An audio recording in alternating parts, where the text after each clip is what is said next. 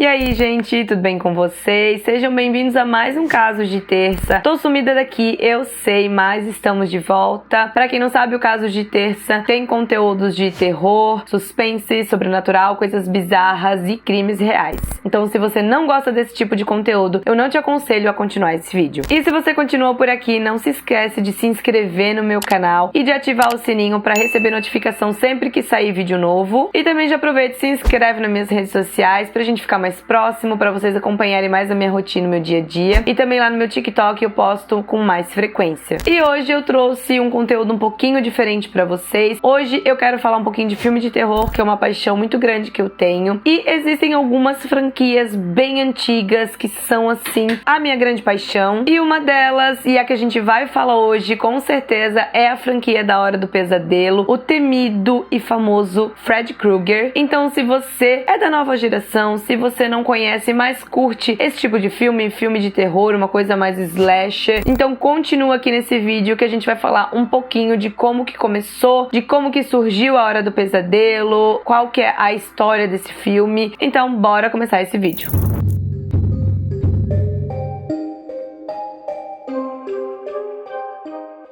Então, eu vou começar falando um pouquinho da origem da Hora do Pesadelo, né? Como que o Wes Craven, que é o diretor da saga aí da Hora do Pesadelo, como que ele teve essa brilhante ideia, da onde que surgiu. Então, lá pela década de 70, início da década de 80, o gênero de terror slasher, ele tava caindo por terra, ele não tava mais sendo muito bem aceito pelo público, já tava muito do mesmo, sabe? As pessoas estavam cansadas de ver aquele tipo de filme. E nessa época, o Wes Craven, ele tava um pouco mal de trabalho, assim, ele tava numa fase péssima ali da carreira dele, e ele precisava trazer algo que inovasse esse ramo ali do terror. Foi então que o Wes Craven, ele acabou se lembrando de uma reportagem sobre algumas mortes bem estranhas que estavam acontecendo de jovens imigrantes do Camboja e de Laos, aonde eles tinham presenciado muitas atrocidades e guerras nos seus países, né, antes de migrar para a Califórnia. Só que eles acabaram desenvolvendo muito medo de dormir, porque eles tinham muitos pesadelos e eram horríveis. Então, eles faziam de tudo para ficar acordado. Só que aconteceu que alguns, quando conseguiam dormir, eles acabavam não acordando. Então, foi algo que impactou muito as notícias naquela época e deu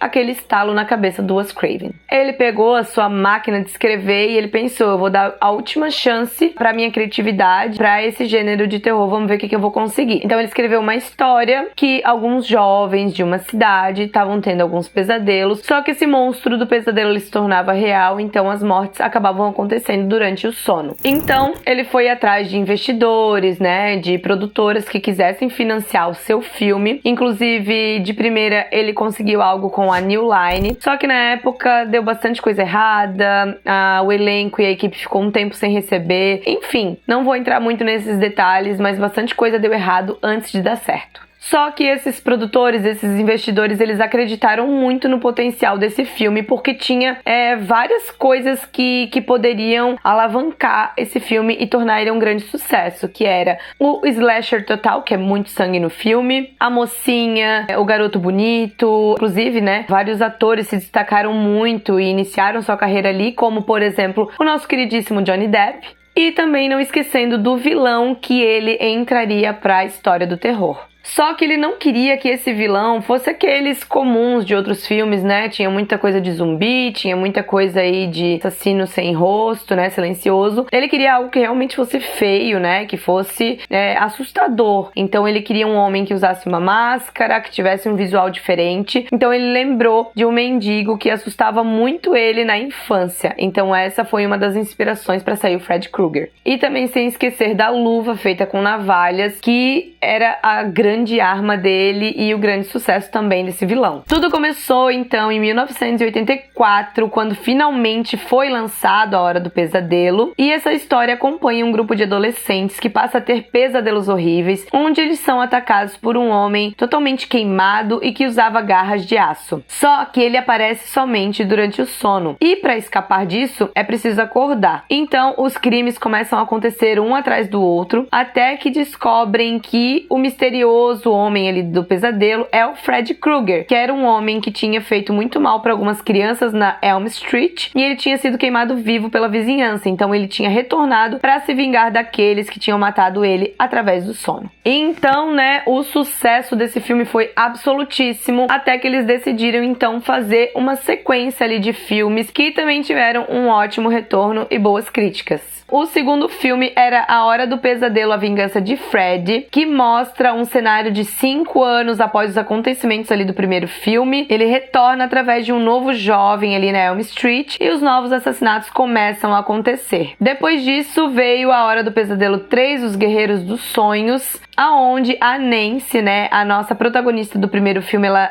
volta e ela é uma psicóloga especialista de sonhos. Ela tá tratando alguns adolescentes em um sanatório que estão sendo atacados pelo Krueger nos seus sonhos. E para combater eles, a Nancy vai ensinar as crianças a usarem as habilidades delas no mundo ali dos sonhos, dos pesadelos. Só que quando o Krueger ele acaba sequestrando seus pacientes, a Nancy vai ter que liderar uma busca pelo assassino e resgatá-lo. Ou seja, para isso ela teria que dormir, né, e travar toda aquela batalha novamente com ele. Só que o filme 2 e o filme 3 dessa sequência da Hora do Pesadelo trouxe algo inovador para a franquia, que é misturar o humor com o terror, o famoso terrir, né? Então isso também fez muito sucesso na época. Conforme a franquia ia aumentando, essa mistura de terror com humor acabou se acentuando muito. Então a gente vem com mais uma sequência que é A Hora do Pesadelo 4, O Mestre dos Sonhos, onde o Fred Krueger ele retorna e mata os 3 sobreviventes da Elm Street. Só que a Kirsten, que é uma nova protagonista aí pro filme, né? Ela possui o poder de atrair outras pessoas nos seus sonhos e transfere o seu poder para sua amiga Alice antes da sua morte. E essa é uma chance para que o Fred se aproveite do poder que a Alice acabou de adquirir para matar outras pessoas. E depois de tanta sequência é que vem o famosíssimo crossover, onde a gente tem Fred versus Jason. Esse filme, ele causou um grande alvoroço na época porque ele trouxe 2 grandes vilões, né, 2 grandes ícones do terror em um único filme, travando uma grande batalha. Nesse filme, o Fred, que é o carniceiro de Springwood, ele já tinha matado muitas crianças ao longo da sua trajetória e a população, que tinha uma grande revolta, fez a justiça com suas próprias mãos e tinham matado ele, que depois ele continuou praticando esses crimes através dos sonhos. Só que os moradores de Springwood resolveram adotar uma outra estratégia para se livrar de vez do Fred Krueger, que era condenar ele ao esquecimento. Todas as menções sobre a existência dele seriam apagadas e os jovens que ficaram traumatizados com a sua aparição foram mandados para um sanatório onde eles tomaram uma droga experimental que impedia eles de sonhar. Isso fez o quê? Com que o Fred ele perdesse totalmente as suas forças,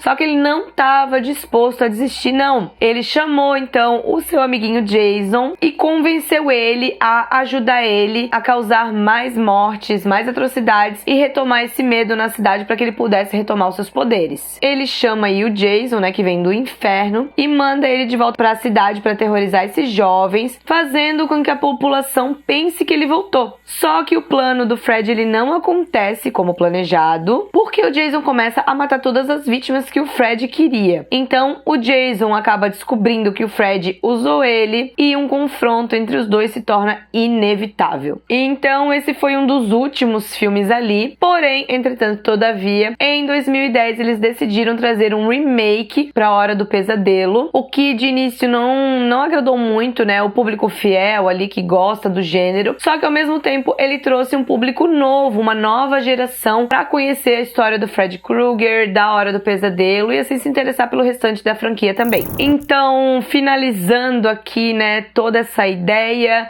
o que aconteceu ali com A Hora do Pesadelo? Ele trouxe um novo ar pro gênero do terror, ele trouxe várias coisas inovadoras que se tornaram um grande ícone depois disso, né? A arma do Fred Krueger ser a luva ali com as navalhas, o rosto dele, a forma dele aparecer, que seria nos pesadelos. Então teve muita inovação nesse gênero do terror e isso fez com que ele tivesse ali um legado super duradouro. Então todo aquele visual do Fred, a melodia utilizada ali no filme se tornou um grande ícone ali da cultura do terror, do slasher, enfim. Tanto é que até hoje, né, quando a gente vê essas criadoras de conteúdo fazendo maquiagem de Halloween, ou até mesmo as fantasias que utilizam nas festas, o Freddy Krueger ainda é muito representado. Bom, então é isso, gente. Hoje o conteúdo foi um pouco diferente, mas eu quero trazer bastante isso pra vocês, que é algo que eu gosto muito, que é o gênero de terror, é o suspense, além do true crime que eu também trago aqui pra vocês. Então eu vou estar intercalando, né, cada terça falar sobre um assunto. Mas me contem aqui nos comentários se você já assistiu a franquia do Freddy Krueger e qual que é a sua favorita. E eu tenho certeza que você ainda fica arrepiado quando ouve aquela musiquinha.